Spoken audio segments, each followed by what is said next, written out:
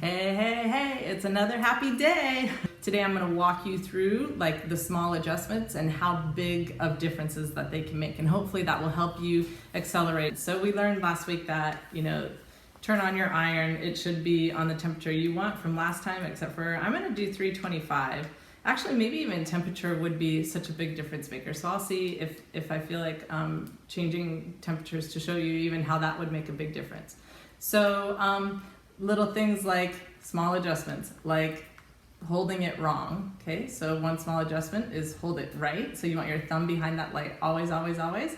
And we actually got a person who Billy wrote in today, is that right, Tammy? Yes, that Billy. He taught his wife that she had the small thing, it wasn't working for her, the small adjustment was to switch it to the right hold. So you want your thumb behind the light. We're excited to hear his wife got her curl after he figured that out. So one small adjustment, okay? The next small adjustments that I want to address is how you section the hair. If you section like this and take a big huge clump from front to back, you're going to not probably get the curl you want, even though we want you to take big sections. So let's part from the top and down and do a vertical section instead. It's a lot cleaner, and then it's more sized for the plaits, right? So now my plaits fit right on it. Okay, so then I'll show you how a speed adjustment makes a huge difference. Ready? I'm gonna go through and I'm just gonna do a real fast one because that's what it looks like in the videos, and you can see what I got, nothing, right? So does the iron work? Yes, but did that work? No. Why is that? Because I went too fast. I didn't even properly heat the hair, okay? So let's go through with the right speed, especially because I have it at 325 right now is my temperature. So I want you to see how slowing it down is going to make the adjustment necessary to get the curl I want, okay? Okay, so that's a big one, is the speed, making sure you get the speed right. If you are going too fast, but not quite as fast as I went, but a little bit slower, but not quite slow enough, you could end up getting frizz. Now, I won't be able to create it because I just know too much about the iron. I haven't been able to recreate this, but I know it does happen. So if you take it and you go through in between the slow and the fast, what you're doing is just waking up the cuticles, and it'll create like a frizzy look, and your hair will look like, when you over dry it or something. What else? What are other things that cause that? Think of split ends, like that kind of a look maybe. So then you just need to go through and try your speed a little slower. Keep your heat low and then try a little bit slower. And that should make the adjustment so that you get the curl then. Another thing that people do often is when you have too tight of a grip. This is so imperative. I cannot stress this enough, that you should have this as open as you possibly can. I don't ever want to hear this when your hair is involved in it, okay? You should never hear the plaits close. I don't know about never, but I'm just put that as a goal in your head and see if it works, because I've never really tested that theory, so I'm just making that up as I go. So imagine if I squeeze this too tight, right? And I can squeeze, oh my God, I hate even doing it to my hair. Ooh. But you can do all kinds of things to it. See how it didn't really form anything? Like, it's just not the greatest way to create a curl, okay? It like makes your hair, it's just unnecessary. I can't think of what it is. Imagine if you had heated up metal and it was like that bright red color, and it's supposed to be black, but they heat it up so hot that it's going to, and they're trying to make like a horseshoe shape, right? Well, if they heat it up so hot that it separates that, then you'll never get the shape you want, okay? So just imagine that if you're putting too much pressure on, it's like separating that horseshoe, so you won't be, it's just not going to get the shape you want, okay? That's not a perfect analogy, but I'm coming up with it on the fly, so.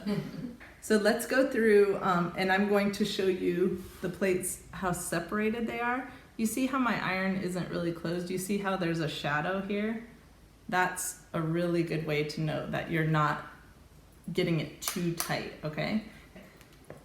And you can still get a really pretty curl when it's open. It's actually better for your hair. It gets nice and shiny and silky. Yeah, so a lot of people, if they're putting, like when I see them first learning, it's like, you're almost like, yeah. It's like if you have a tension band against you, you're trying to push against it, it's like that, and it like kind of makes the brakes go on. So if you're getting that like that kind of tugging skirting together, yeah. kind of thing, please loosen your grip. Like, remember, it's just fingertips. It's nothing like, think of a blackjack dealer, like, I don't know, just, loosen up your grip on it. Okay. So another really important thing when you're on the left side is to make sure you'll see the little things I'm doing, like straightening the hair like this so that it is nice and flat like a sheet of paper. That's so key. And then the next thing is watch how I flip down below the iron. That is so key. Not up above, down below the hair, okay?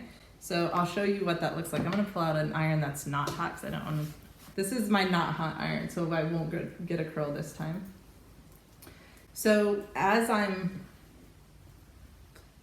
putting the hair up over, a lot of people will do this. They like flip it up over and then it's up above. Do you see how that looks kind of the same, but it's not?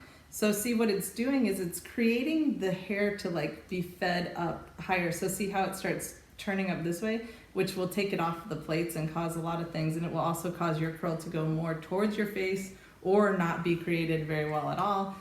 So you just want to roll it over the back and let gravity take it to the bottom, okay? So always this tail end should be underneath the hair. Okay, and this is curling on the left side, everybody. So make sure that the tip of your iron is down on the left side, and that's how you create that curl. So a lot of people, when they first start, either start like this and then kind of drop it down. So if I start like this and then I'm curling and then I kind of let my arm drop, what it's doing is I'm curling away from my face and then I'm curling towards my face. So at the end, I get just a straight piece, okay? So you want to make sure that you keep your angle consistent. So consistency is key on this. You want to keep your iron pointed down on the left side and just see, the iron never changes its angle. So somebody was actually asking last week if they wanted curls to start lower, like, I think one of the princesses, Kate Middleton, I think has more like a blowout look. So she was wondering, can you just start the curls later? Yeah, absolutely, watch. You just start lower. And then you get your curl down lower. Oh, I don't think that one turned out. But anyway, you can start the curl lower just by starting lower on your hair strand. So wherever you want the curl to start is where you start on the hair piece. You can start up high, you can start in the middle, you can start lower, and wherever you start is wherever you start your turn is where you'll start the curl. But when you get really proficient at it, you can go in and you really don't have to turn as much. You'll see, like, most of the time when I'm not teaching you guys, I can go in at a certain angle and then I just don't have to turn because I know which angle to go to get the curl that I want. Last curl on the left is I'm going to change my iron from pointing down to pointing up. So this is a small difference. Instead of pointing down to the ground, you're pointing up to the ceiling. You still do the same movement of rotation, but this time I'm curling towards my face, and that's the only difference. And that's it. I thought I had the last curl, but I just found another piece. So I'm gonna do one more towards the face because I think this is just like, this piece can like be in the front or the back or the side. So it's the back middle piece, and it's to go in and curl this piece like this. It's a little, you can see how I have to position my head one way and do a couple of things, but I can just go in like this and I don't have to move or adjust anything. And it's just curling towards your face.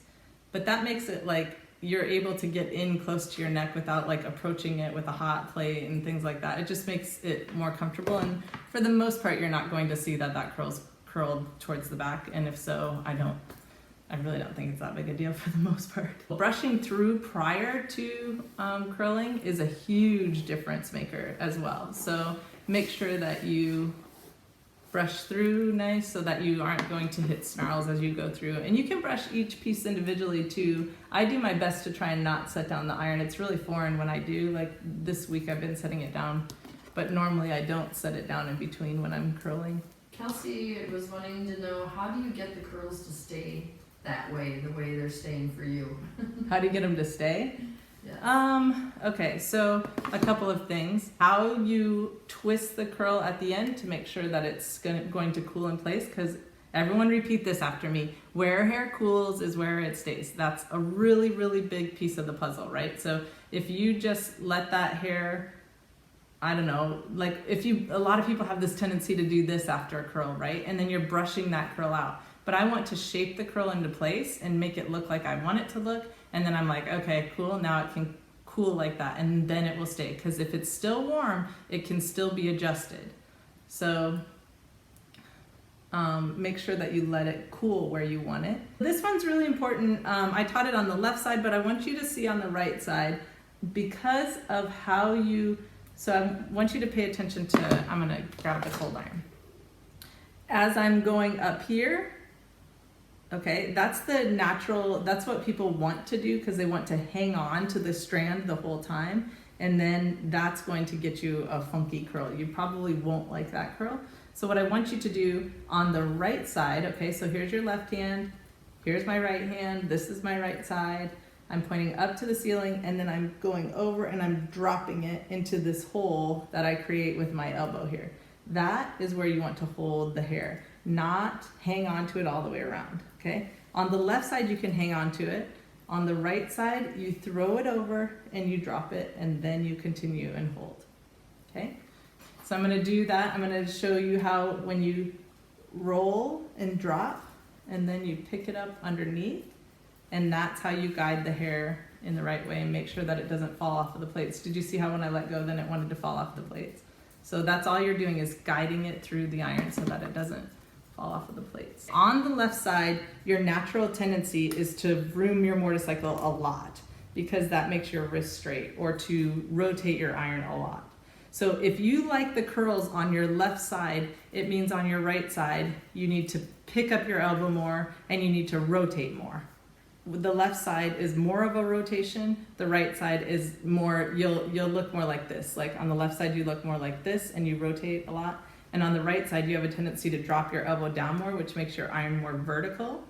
And then you rotate less because it's not as comfortable. So if you pick up your elbow and rotate more, you're more likely to match that left side. How about this piece? So this piece is really key for a lot of people, is getting that, like, they call it the money piece in hairdressing too. How funny, because like that's what they do. They put that like blonde streak right here because it picks up and brings your attention to your eyes, so that it's not like down here, like at where your chin and neck join, people's most attractive part, right? I am going to put this as one big section. So I know how I feel about like, about the sectioning being more vertical all the time, but this piece for me, how it falls, it looks like this nice big triangle, right? So I usually almost always end up with that section, and I always forget, because I'm always teaching in it, whether I like it split into 2 or 1. But if you keep it in this triangle, it's really important to brush all of this forward for it, because there is, I mean, it is a big difference. If you prep your hair up here and then you push it forward, you get like this weird kink, and it's just a nightmare. Like, it's so not fun. So you want to make sure that you prep all of your pieces, actually, not just this front one, but all of them, to go forward, because that's the motion you're doing. You're going forward. So I prep my piece forward. Now I'm going to go forward. I would really emphasize the going forward, because I've seen a lot of people want to go backwards or way to the side. Yeah. Okay. Yeah, make sure that you are, all of your movements come forward and not like back here, not over here. You should never end up where your wrist is looking like this. This is like, this is not what we're going for. We're going for this wrist movement. We'll see ya. Bye.